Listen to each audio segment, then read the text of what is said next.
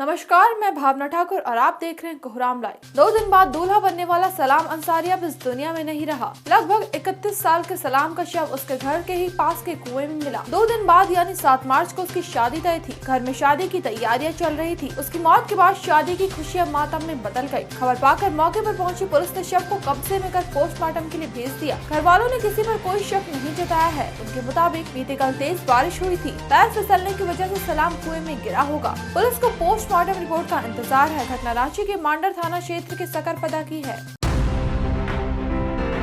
गिरिडीह में एक सिरफिरे युवक की हरकत से आज लोग काफी हैरान परेशान रहे। ये युवक एक करंट प्रवाहित हाई टेंशन बिजली के टावर पर चढ़ गया। युवक का नाम रति भुइयां बताया गया। खुदा का शुक्र है कि कोई हादसा नहीं हुआ। वहां मौजूद लोगों के मुताबिक रति नशे में था। बहुत समझाने बुझाने के बाद भी वो नीचे नहीं उतर रहा था। उप प्रमुख हरेंद्र सिंह, पूर्व मुखिया लक्ष्मण महतो समेत कई लोग मौके पर पहुँचे, उसे समझाने लगे। इसके बाद उसे पैसों का लालच दिया गया। तब कहीं जाकर करीब 1.5 घंटे बाद वो लगभग 200 फीट ऊंचे टावर से नीचे उतरा। यह वाकया गिरिडीह के बगोदर थाना क्षेत्र के घाघरा गांव से सामने आया है। रति भुइयां इसी गांव का रहने वाला है।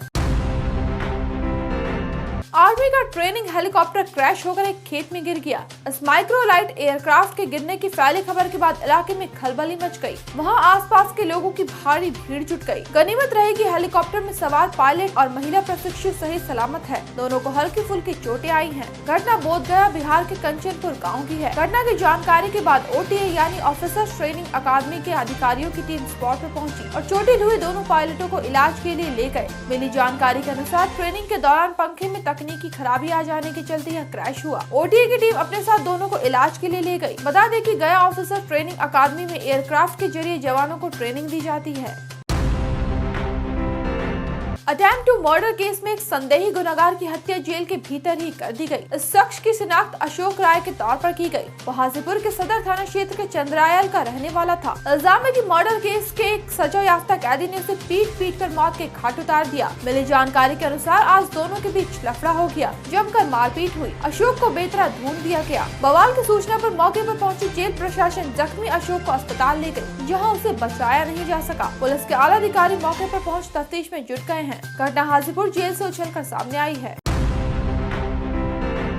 लोकसभा चुनाव 2024 से पहले कांग्रेस को गुजरात में बड़ा झटका लगा है। गुजरात कांग्रेस के 3 बड़े चेहरे आज बीजेपी में शामिल हो गए। इनमें गुजरात कांग्रेस के पूर्व अध्यक्ष अर्जुन मोढवाडिया, पूर्व विधायक अमरीश ढेर और मुलभाई कंडेरिया भी शामिल है। अर्जुन मोढवाडिया और अमरीश ढेर ने बीते कल कांग्रेस से इस्तीफा दे दिया था। गुजरात के सबसे वरिष्ठ और प्रभावशाली विपक्षी नेताओं में से एक मोढवाडिया ने 2022 के चुनावों में पोरबंदर विधानसभा क्षेत्र में बीजेपी के दिग्गज नेता बाबू बोखरिया को शिकस्त दी थी। मोढवाडिया ने कल यानी सोमवार को गुजरात विधानसभा के अध्यक्ष शंकर चौधरी को इस्तीफा सौंपा था। इस्तीफा देने के बाद मोढवाडिया ने कहा था कि जिस तरह से कांग्रेस पार्टी ने अयोध्या में महोत्सव का बहिष्कार किया था, उसके बाद से उनके जैसे कई लोग आहत थे। अब वो राहत महसूस कर रहे हैं। करीब 67 साल के मोढवाडिया लगभग 40 वर्षों तक कांग्रेस से जुड़े रहे। मोढवाडिया के इस्तीफे के साथ ही 182 सदस्यीय विधानसभा में कांग्रेस के विधायकों की संख्या घटकर 14 हो गई।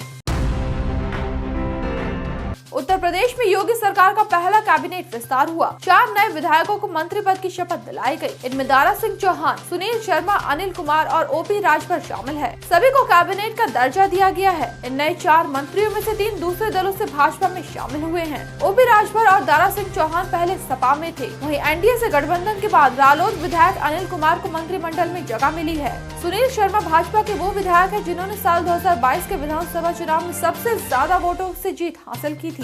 योगी कैबिनेट में अब मंत्रियों की संख्या 56 हो गई है। पहले ये 52 थी। सरकार में 60 मंत्री बनाए जा सकते हैं। नए मंत्रियों के बाद योगी सरकार में अब 22 कैबिनेट मंत्री, 14 राज्य मंत्री स्वतंत्र प्रभार और 20 राज्य मंत्री हैं।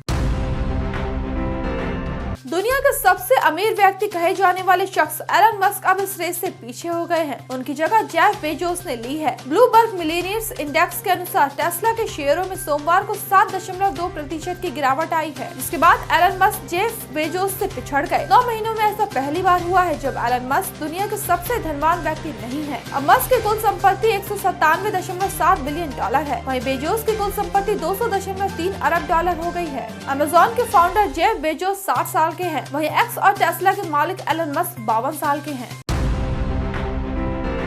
भारत में मौसम का मिजाज बदला हुआ है। उत्तर पश्चिमी हिमालयन रीजन में पश्चिमी विक्षोभ सक्रिय है। मौसम विभाग के मुताबिक अगले 60 घंटों के भीतर उत्तर भारत के कई राज्यों में एक बार फिर से तेज आंधी, तूफान और बारिश समेत भारी बर्फबारी होने वाली है। वैज्ञानिकों के अनुसार यूपी और आसपास के राज्यों में समुद्र तल से 1.5 किलोमीटर ऊपर साइक्लोनिक सर्कुलेशन बना हुआ है। इस कारण मौसम में बड़ा बदलाव देखने को मिल सकता है। जम्मू कश्मीर, लद्दाख और उत्तराखंड से लगते हुए मैदानी इलाकों में भी मौसम बदलने वाला है। ऐसे ही दिन भर की बड़ी खबरों के लिए जुड़े रहिए कोहरामलाइव.com के साथ।